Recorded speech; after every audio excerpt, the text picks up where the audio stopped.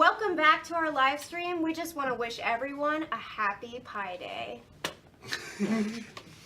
Yes. That's all. I told you. Welcome back, everybody. As Julie said, Thank you, with Julie. pie on her face, it is the Sphero Pi Day Hackathon. She's going to be smelling that whipped cream for a while. If you've ever gotten pied in the face, it goes up that nose because you have to breathe. Yeah. And the Thanks, whipped cream Julie. goes up right there. Good sport. Get her something to clean up. Yeah. But right now we're here. We're back with Adam. We have someone new on the couch. Adam, just like Ryan had a little bit of a previous relationship earlier with someone else from Sparkfun. Why don't you give us an introduction to our friend here? Yeah, so welcome, Nate. This is Nate from Sparkfun. You're the founder of Sparkfun, the original guy selling robot parts to all of us for years and years and years. Pretty much the robot hero for most of us. So, Nate, thank you so much for joining us. Of course, yeah. Thanks for having me. Yeah. And so, Nate, can you just talk about like what you do at Sparkfun, and then follow that up with how you got there? For sure. So Sparkfun, if you guys have heard of it, online e-commerce, all sorts of random electronic bits to build prototypes. I started it 16 years ago when I was in college at CU, and it grew and it grew. Buffs. And go Buffs. And let's see, when did we meet? Probably 8 years ago. I think, well, I met you a little bit before that, but maybe, yeah, nine years ago we started a real good relationship because we were like, what do we do together? How do we work together? Yeah. And we're so close, and we always tried. Sphero, Ollie, all of our products, we tried to do something. Yeah. And it didn't make any sense. It was like we were always trying to jam like a square peg in a round hole, and now we got something that actually makes a lot of sense. Really, really good sense. Yeah. And why? Like, Nathan, why does it make so much more sense all of a sudden? Well, it's a little more in Sparkfun's wheelhouse. What you guys have done for robotics is what we try to do with electronics, and that's to try to, take something that's rather complex and boil it down so that any person can use it.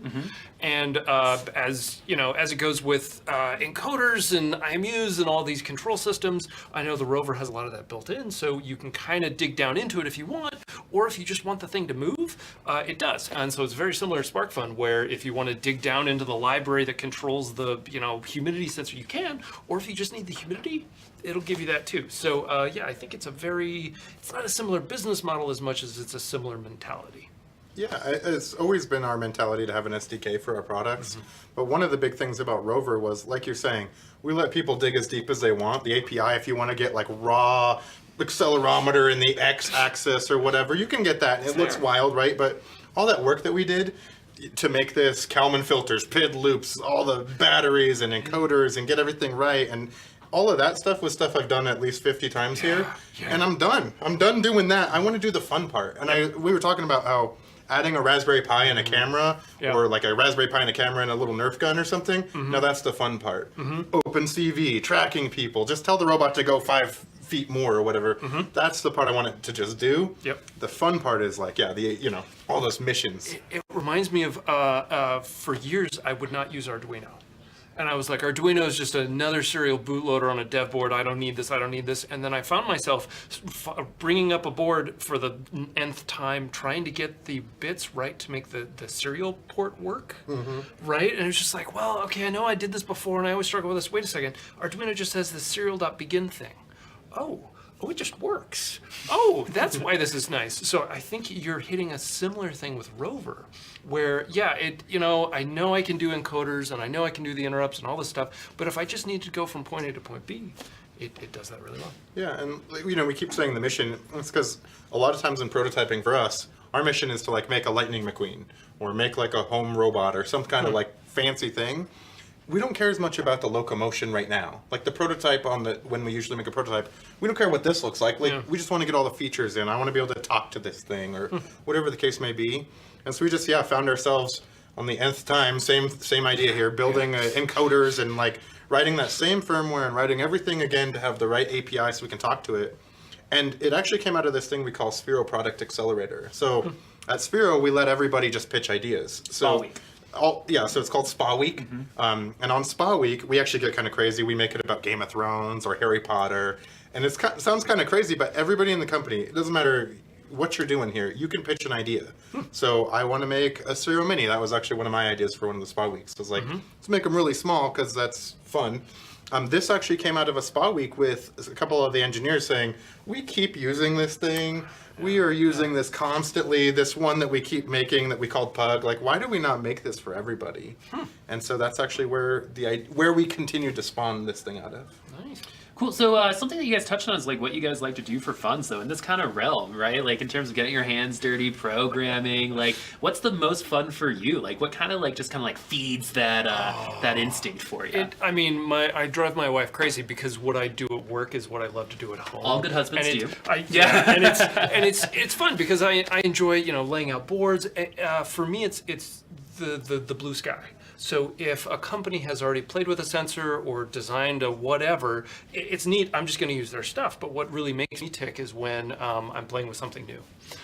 So whether it's the latest GPS module, I don't know, we got centimeter level resolution GPS. Yeah, we've seen those. That's yeah. insane, right? And so when that came in, it was just like, oh my god, I can't wait to play with this.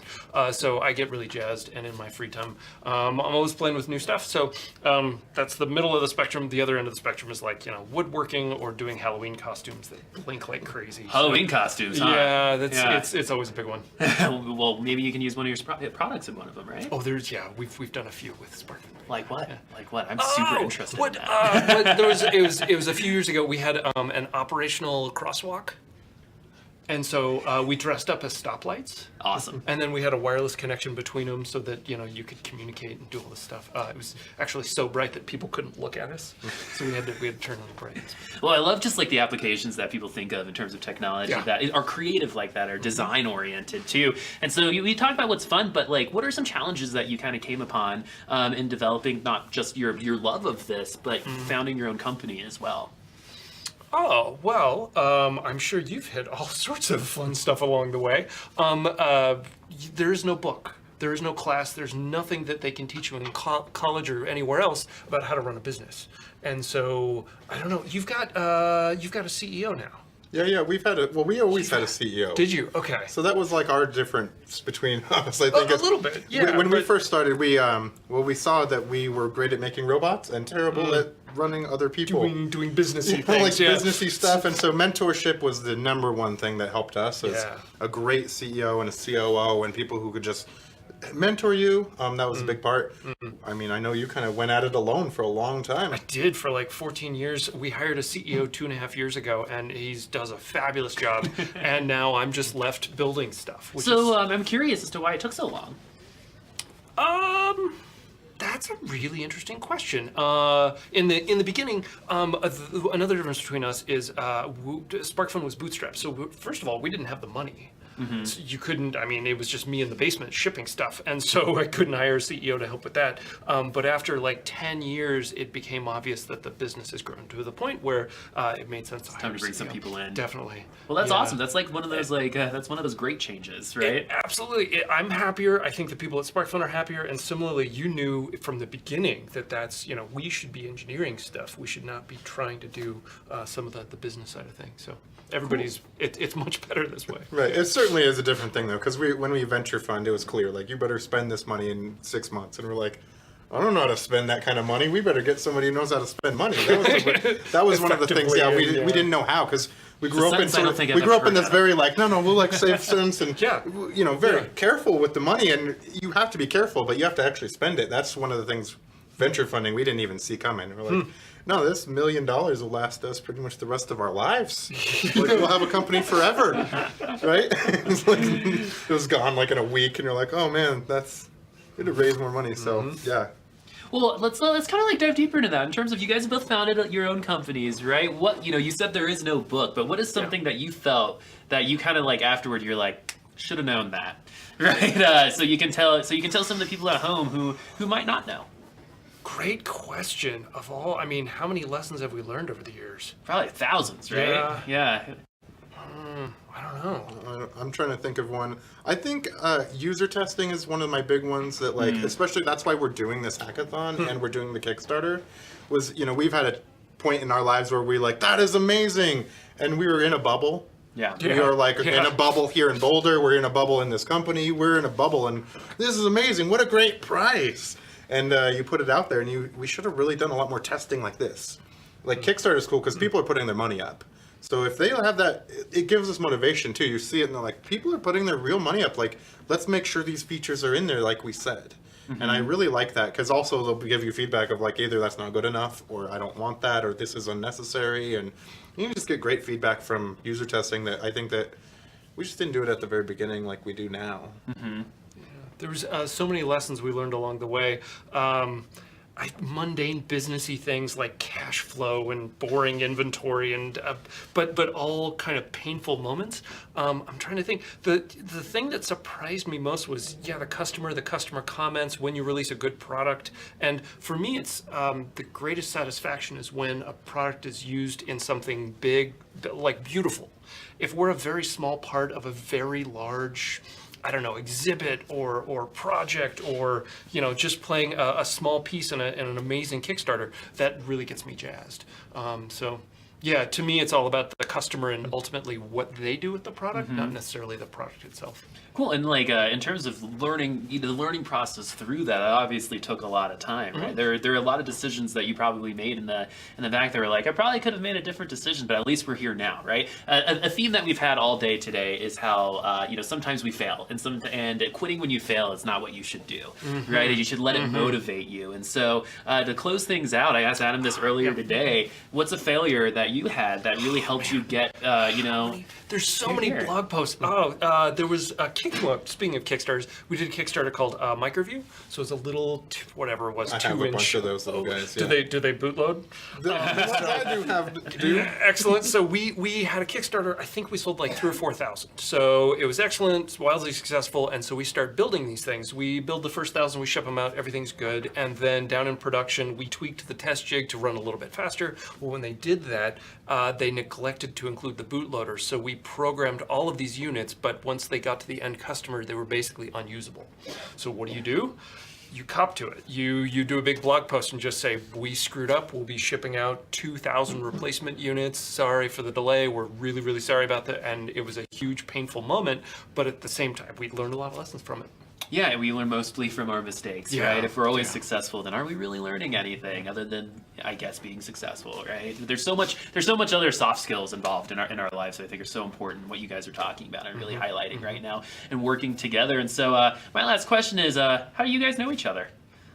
you obviously have like a previous relationship. You guys are buddies. Yeah. How'd you guys meet? I mean, this is a small area, really, Boulder. Yeah. You get to know all the tech companies. I think we've been to a couple of maker fairs at some point together, like where we're like, hey, you're in Boulder right next to us. And just through the years, it's been, like we said, like almost 10 years of working on robots, sending each other messages. We also have a common friend, Casey Kuntz. Oh, God, that guy. Yeah. Crazy robot guy. He's actually the guy who introduced Ian and I together, my co-founder. No kidding. I didn't know that. When anyone goes, oh, that guy, right? That's a loaded statement. No, that's incredible, because, I mean, he's got like a compound now. He does got all his equipment. He runs the Robot Wars in Boulder. So he's awesome. One of the prolific in the robotics scene and just well connected with the community. Yeah, Casey's a good so guy. he's just a friend, and he worked at Sparkfun for a while, designing boards and stuff. And 4 years. Him and I actually have been, we've been friends for a long time. We went to school together. We built a lot of robots together, and it's just fun to watch. Robot people usually are pretty collaborative. Actually, I think that we always, you're always looking for new stuff. You never know. It's hard to find some of the parts when you're trying to make bigger robots, like especially what Casey's into, like battle bots. There's not too many motors that can take that, or batteries, or there's only a certain set, so you get to know everybody. So. Well, and the community here in Boulder specifically is very strong when it comes to that kind of collaboration. You can find those communities everywhere, though, right? So in terms of like your favorite communities, is there anyone that you kind of want to talk about right now? And then to finalize things, tell us a little bit about Sparkfun and where we can find your products and how awesome they are. Absolutely. So you can find all the Sparkfun products at sparkfun.com. And similarly, if you're looking to get into electronics, you talk about community. One of the best communities I found are hacker spaces. They're popping up all over the place, and that's where I met a lot of my friends. That's where I actually met my future wife. And so I think hacker spaces are fabulous, and it's this wonderful overlap of not just electronic. I want to talk about PCBs, but also, you know, everything from throwing pots to doing iconography to light up costumes. And that overlap really, again, it's all about the projects. Cool. Awesome. Well, thank you so much for joining us, Adam. Thanks for coming back onto the couch. It's always nice to have you here. Always great. Oh, thank you so much. And so now we're going to take a quick 5-minute break. We'll be back really, really soon, but please, please stay tuned.